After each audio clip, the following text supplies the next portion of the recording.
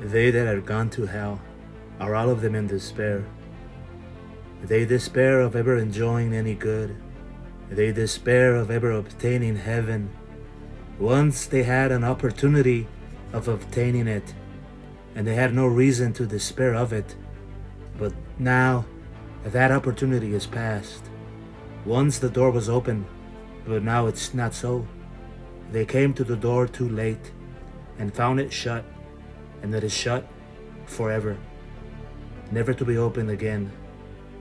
They despair of ever returning again to this world and to the enjoyments of thereof.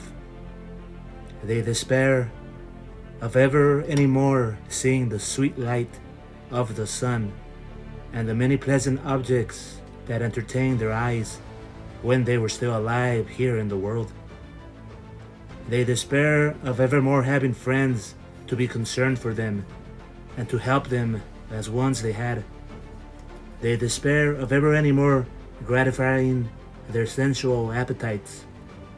Those of them that were rich and great in the world despair of ever any more having the pleasure to think that they had so much of the world and so much more than their neighbors.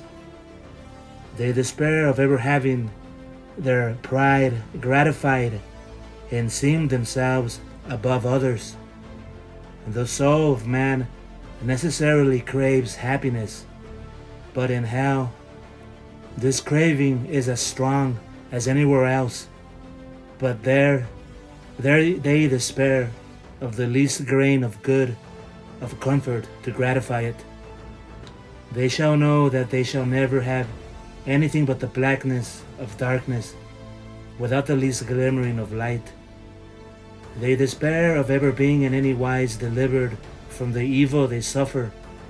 They despair of God's being ever reconciled to them, and of his hatred and wrath being at all abated. They despair of his heart relenting at all at the sight of their doleful, terrible case. They know that all cries to God would be in vain, that it is now too late to beg for his mercy. They despair of obtaining so much as one drop of water.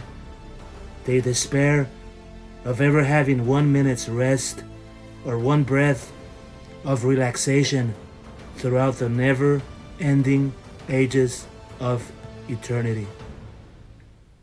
Jonathan Edwards, 1733.